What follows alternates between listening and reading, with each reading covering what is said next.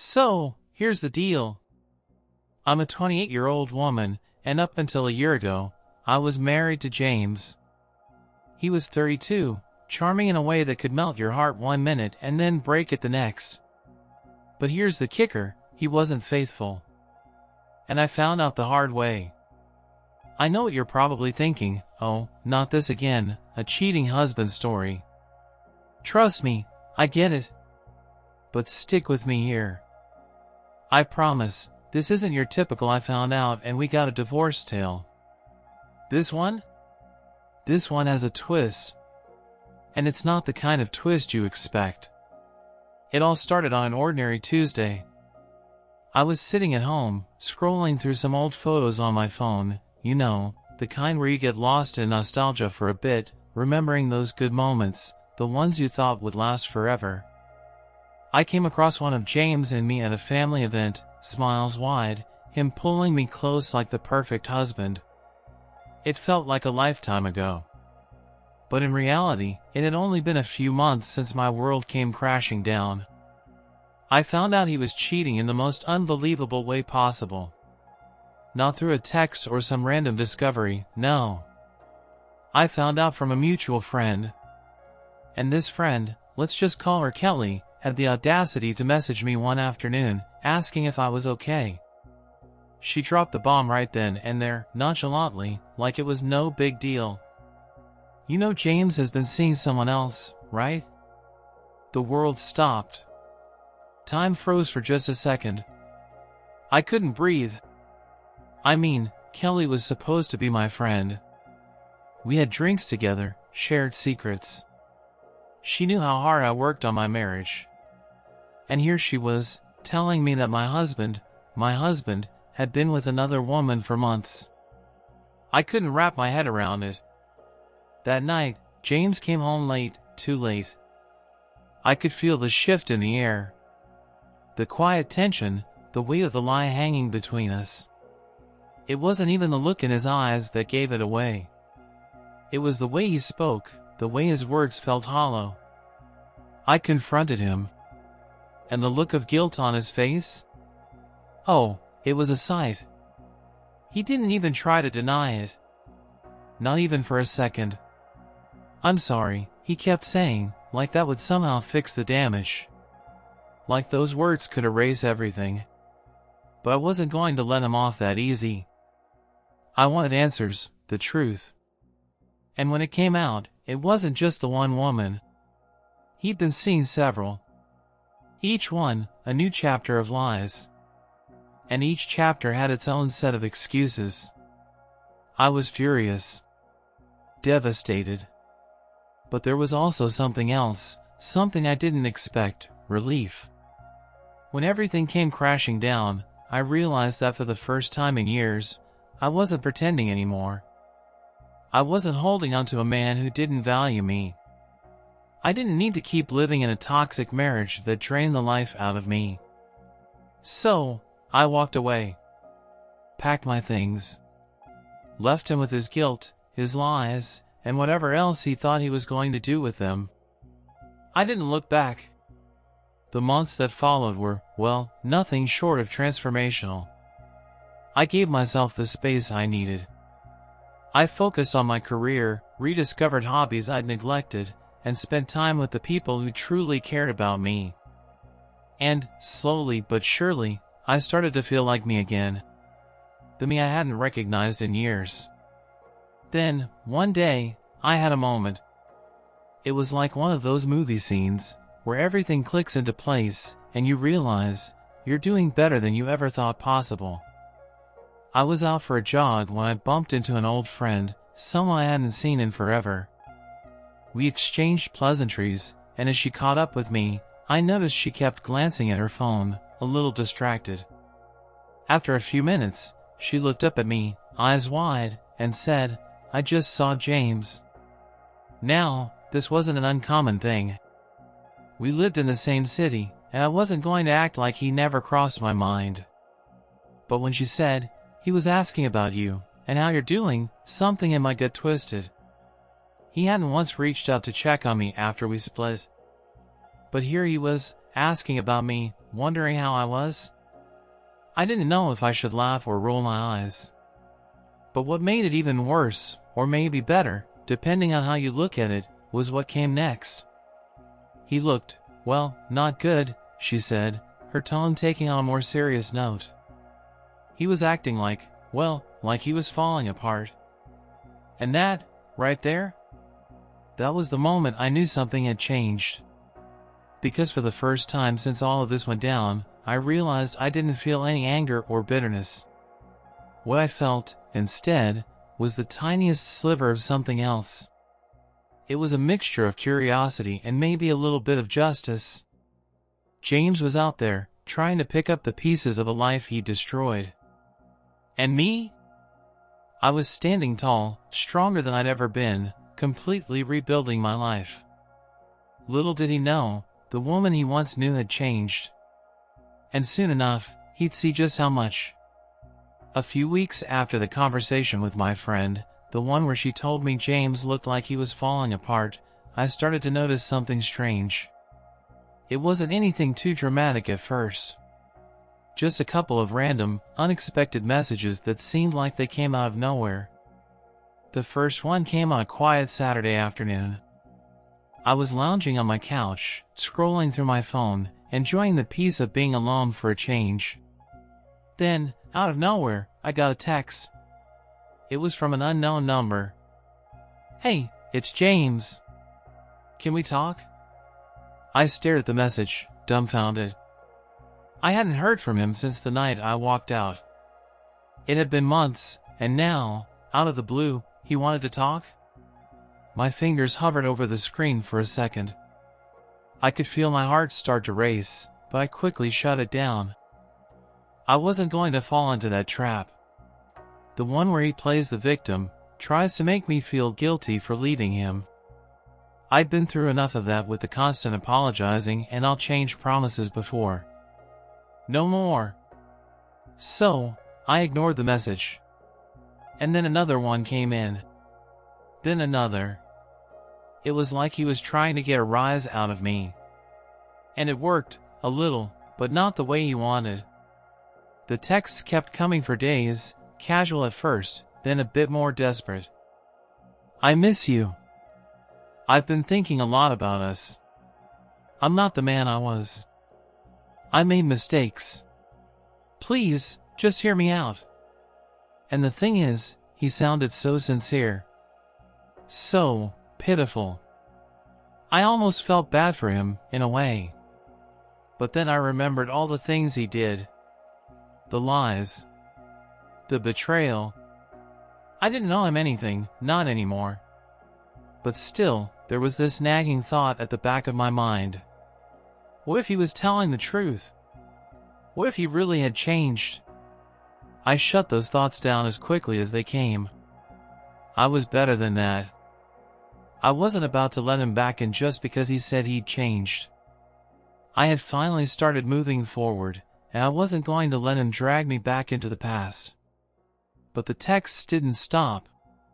And soon, I started hearing things. Friends started reaching out, telling me James had been going around asking about me. It was like he couldn't move on. He was obsessed with the idea of fixing things. And then came the phone call. I was on my way to the grocery store, just casually picking up a few things, when my phone rang. The name on the screen? James. For a second, I froze. I wasn't sure what I was expecting, but I knew it wasn't this. The call went to voicemail before I could even pick it up. I don't know why I listened to it, but I did. "Hey," his voice cracked, sounding smaller than I'd ever heard it before. "I know you don't want to talk to me right now, but I just need you to know something. I'm really sorry. I'm sorry for everything. I messed up, and I know I can't fix it, but I need you to know that you've been the best thing that ever happened to me. I'll never forgive myself for what I did. Please, just give me one more chance. That's all I'm asking for." His words were heavy, thick with guilt. I could practically feel the weight of his regret, the desperation in his voice. But you know what? It didn't change anything. He had his chances. He blew them. And I wasn't about to make the same mistake again. But there was a twist to all of this. A twist I didn't see coming. Just a few days after that voicemail, I ran into him. It wasn't planned. I was grabbing lunch at my favorite cafe when I saw him walk through the door. He was with a woman. Someone I didn't recognize, but it was clear from the way they were laughing, talking, and just being together that they were more than just friends. I felt this strange, gnawing sensation in my stomach. It wasn't jealousy, though. No, it wasn't that. It was a mix of confusion and, I don't know, maybe a bit of resentment. After all the guilt he'd thrown at me, after the weeks of pleading for forgiveness, here he was, sitting there with someone else. I tried to ignore it. I really did. But I couldn't. I couldn't stop looking over at them. I could see the way they smiled at each other, the way he touched her arm like he used to do with me. It was like a punch to the gut. A reminder that, no matter how much he said he missed me, how much he regretted everything, it didn't matter. He'd moved on. So why couldn't I?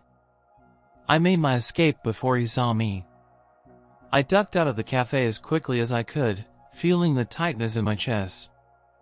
I didn't know whether to be angry or just numb. But then, just when I thought I had it all figured out, the unexpected happened. A few hours later, my phone buzzed with a message from James. This time, it wasn't a simple "can we talk?" or "I miss you." No. It was something much worse. "I'm with someone new. But I still can't stop thinking about you." I stared at those words for what felt like forever. A part of me was ready to snap, to fire back and tell him exactly what I thought. But another part of me felt oddly calm. It was almost like I could finally see the situation for what it was. He hadn't changed. He was just spinning a new story for himself, trying to erase the past by creating a shiny new present. But here's the thing, I wasn't going to let him drag me back into his mess. Not again. Not ever. Now, the question was, what was I supposed to do next? I won't lie, those texts from James, the constant barrage of apologies, had me questioning myself. A tiny part of me, the part one hated, started to wonder if I'd made the right decision. After all, who doesn't want to believe that people can change? Who doesn't want to think that the person they loved could be better, could be the person they thought they were? But that's the thing about betrayal, it doesn't just go away with a few sorries or a fresh coat of paint. You can't pretend like it didn't happen. You can't erase the past, no matter how much someone begs you to. Still, it was impossible to ignore how much things had changed for me. I'd spent so long chasing after James's approval, so long shrinking myself to fit into the box of his idea of perfect, that I'd forgotten what it was like to just be me. Now, I was living a life that felt true to myself. I'd launched my own side hustle, started a little blog that had somehow turned into something bigger than I'd ever imagined, and I was meeting people who appreciated me for who I was, not for the version of me I'd played in our marriage. The weirdest part? I wasn't even looking for validation. I didn't need James to see me thriving to know that I was finally on the right track. It felt like this whole new chapter of my life had opened up, and I was living it. But then, one afternoon, I ran into him again. It was totally by accident. I was leaving my office, heading out for a walk to clear my head, when I saw him standing across the street. At first, I thought I was imagining things. My brain couldn't quite process it, so I kept walking, hoping that maybe I'd just dreamed it. But nope. There he was, looking a little lost, hands stuffed into the pockets of his jacket, just standing there, staring at me. Of course, my heart started pounding in my chest. My stomach twisted. This was exactly the thing I'd been trying to avoid. I didn't want to run into him, didn't want to face him again, but there was no escaping it. So, I did what anyone in my shoes would do. I pretended like I hadn't seen him. I kept walking, trying to act casual, but I could feel his eyes on me. I could feel the weight of him staring. It was suffocating. I was almost at the corner when I heard his voice. "Hey, wait." I didn't stop. But that didn't matter. He was already walking toward me. I didn't look back, but I could hear his footsteps getting closer. "Can we talk?" "Not now," I said, my voice shaking despite myself. I didn't want to talk. I wasn't ready for this. Not with him, not after everything. I just wanted to keep walking and pretend like he was a ghost I could forget. But James wasn't giving up that easy. He caught up to me in a couple of quick strides and fell into step beside me. "I know you're mad," he said. "I know you probably hate me, but I swear, I'm not the person I was." I stopped walking then, and I turned to face him. I had no idea what I expected, but I sure didn't expect the sight of a man who looked genuinely broken. His shoulders were slumped, his face more tired than I'd ever seen it. It was like he wasn't even the same person. "James, I'm not angry anymore," I said, the words surprising even me. I'm just done." It was the first time I'd said it out loud, and honestly, it felt good to say it. "I don't want you back," I continued, my voice firm now. "I don't need your apology. What I need is to move on. I've moved on." The silence that followed felt so thick, I could almost feel the weight of it pressing down on us. For a moment, it seemed like he didn't know how to respond. His mouth opened and closed like he was trying to find the right words. He looked at me, really looked at me, and then he spoke, his voice almost cracking. "I see it now. I see what I lost." I could hear the regret, feel it in his words. But it was too late. It had been too late for months. Years even. "You think I don't know that?" I snapped before I could stop myself. "You think I didn't see the way you treated me? The lies, the betrayal, all of it. You took me for granted, James. I gave you everything."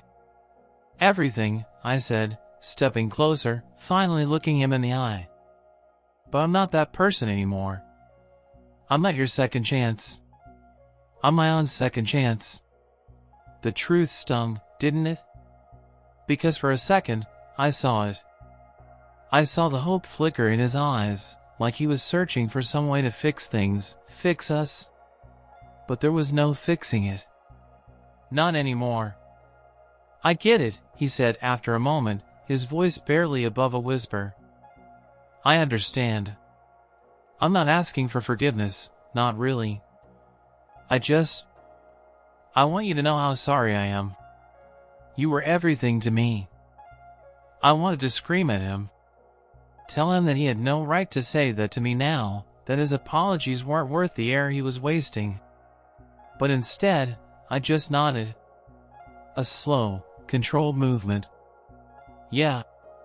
Well, you should have figured that out sooner." And then I turned and walked away. It felt freeing. Like I was shedding a skin that I'd been carrying for far too long. But here's the thing, I thought that would be the end of it. But it wasn't.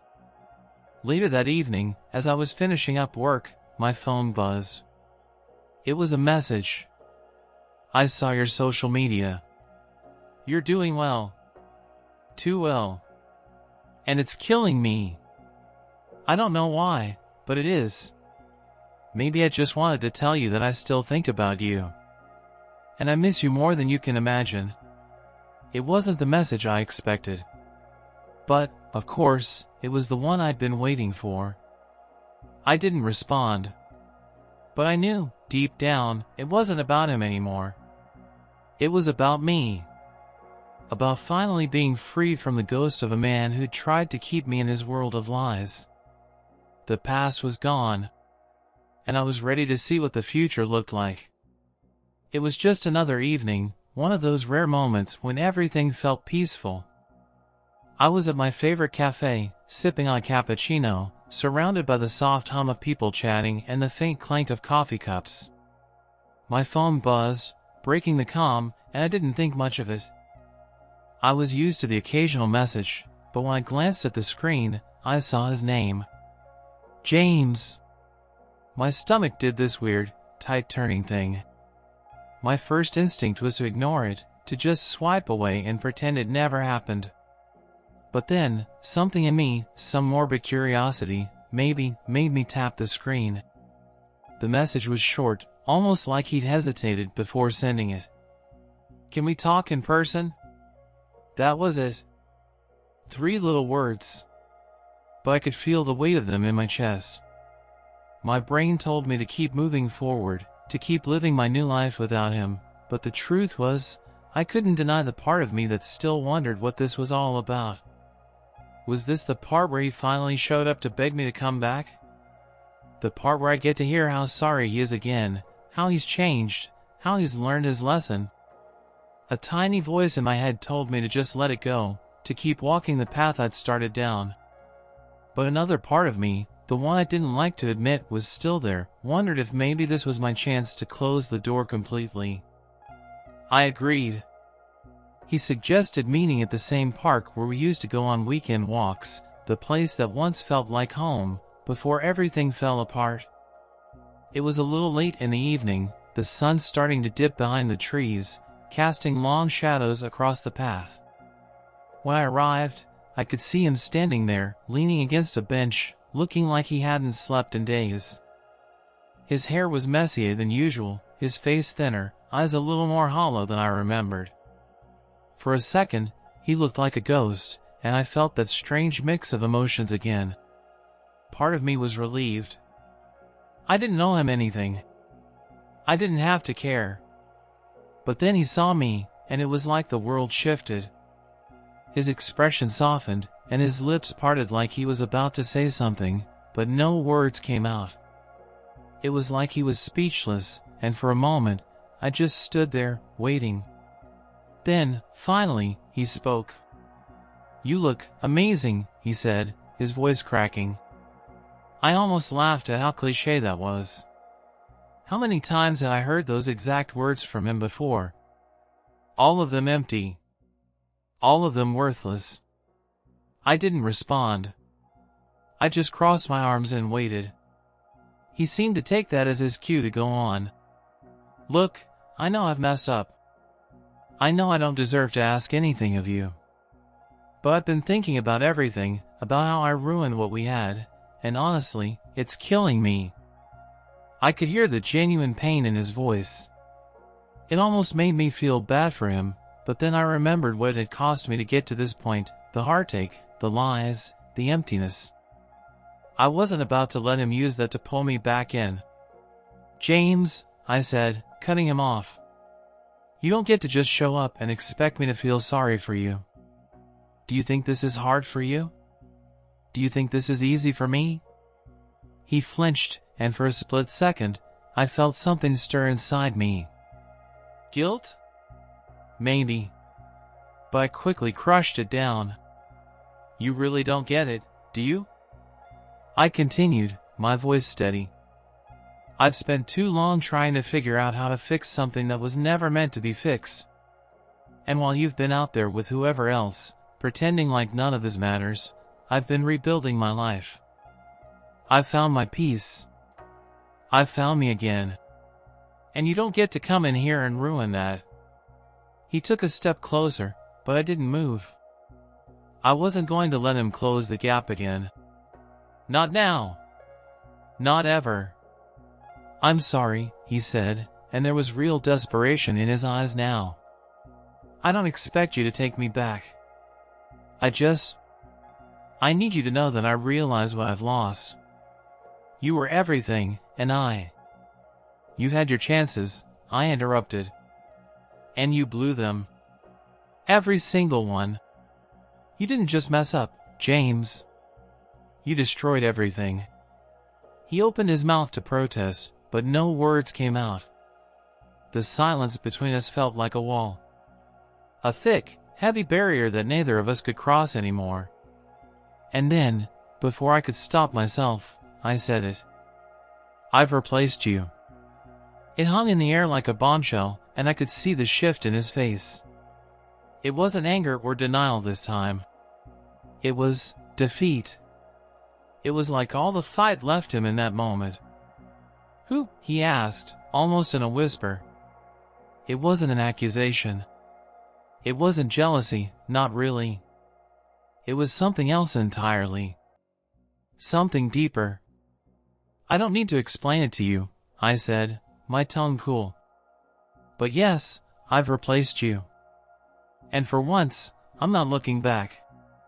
And then I did something I never thought I'd do. I smiled. It wasn't a victorious smile or anything dramatic. It was more like a quiet acknowledgement, a silent confirmation to myself that I had made it. I hope you get what you need, James. I really do. But I'm not it. Not anymore. I turned and walked away, feeling lighter with each step. There was no anger left in me. No regret. Just a sense of finality. Because in that moment, I realized something that felt bigger than all the pain he'd caused me. I had finally moved on. And no one, not even him, could take that away from me. I didn't look back after that day. And I'll be honest, it felt damn good. In the past, I would have second-guessed myself, wondered if I was making the right choice, if I was being too harsh. But not anymore. Not now. That night, I went home, locked the door behind me, and for the first time in ages, I felt free. Completely free. It was like I could finally breathe without the weight of the past crushing me. Of course, I had to check my phone eventually. I knew he'd probably text or call again, and sure enough, there were a few messages from James. The usual "I miss you," "I'm sorry," and then one that was a little different. I don't know what else to say, it read. I thought I could move on. But you were everything, and I ruined it.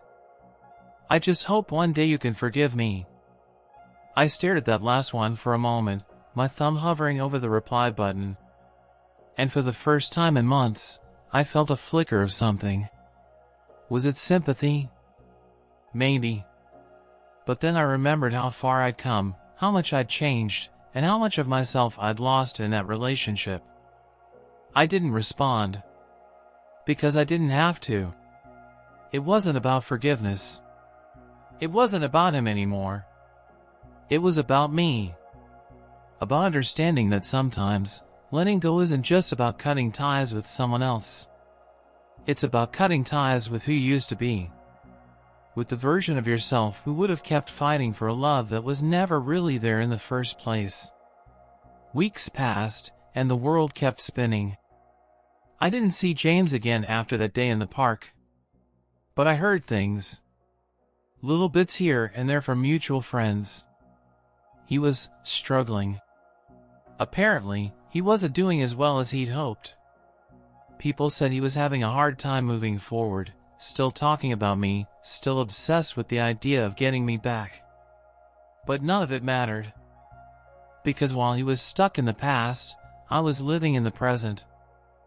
I was meeting new people, going to new places, discovering parts of myself that I never even knew existed. I wasn't the same woman he once knew, the one who was dependent on him, constantly seeking his approval. I was stronger now. More whole. More me. There was this one night a few months later, when I was sitting in a small restaurant with a guy I'd started seeing. We were laughing, talking about the most random things, when I got a message. I wasn't surprised when I saw it was from James. But this time, there was no desperation. No "I miss you" or "I can't live without you." It was simple. Clean. And it made me feel calm. "I'm doing better now," he wrote. "I hope you're doing well. I just wanted you to know that." That was it. I sat there for a while, reading the message over and over. It wasn't the apology I had wanted to hear.